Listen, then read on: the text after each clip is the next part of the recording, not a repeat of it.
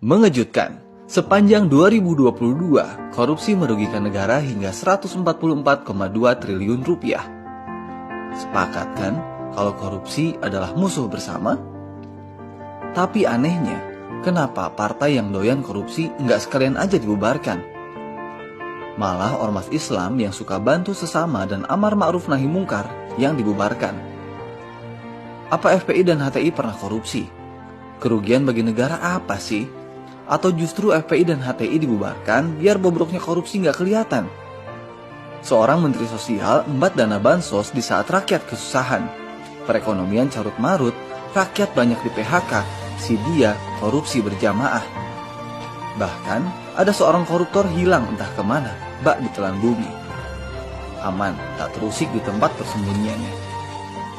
Ada apa ini? Ngomong-ngomong, sebenarnya dari mana sih akar masalah korupsi? Apa karena memang penjabatnya doyan nyolong uang rakyat atau sistem negara lemah?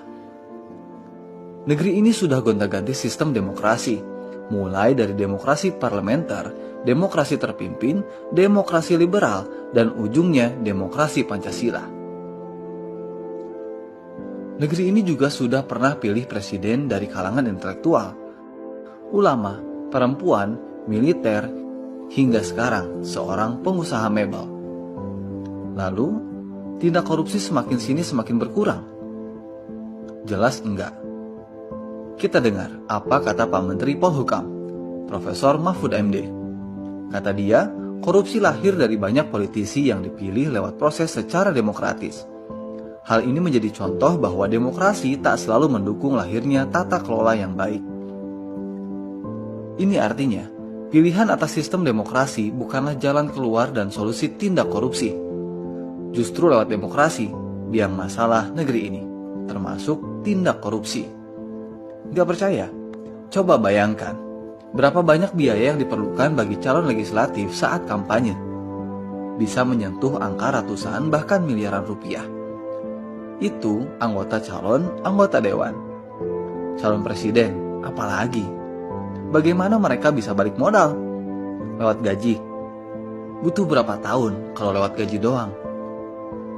Jadi jelaskan, selama demokrasi bercokol di negeri ini, korupsi tak akan pernah berhenti, bahkan makin menjadi-jadi. Lantas apa solusinya?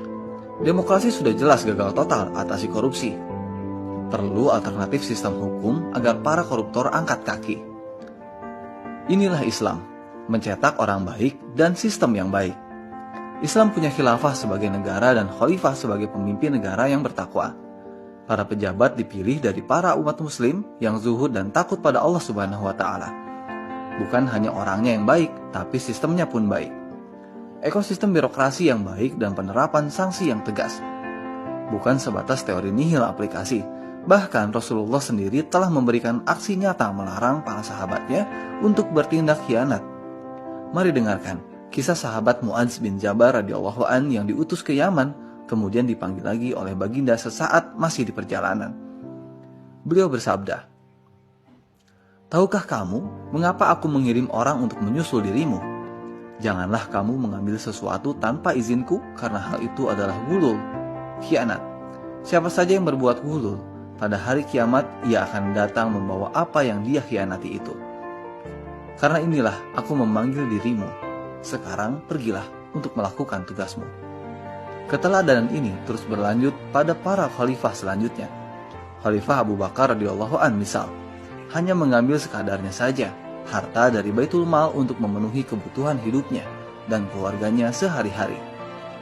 Menjelang wafat, beliau berwasiat agar mengembalikan harta dari Baitul Mal itu jika ada kelebihannya. Pengganti beliau, Khalifah Umar radhiyallahu an, juga hidup sederhana. Di masanya pejabat juga dituntut untuk menjaga harta rakyat.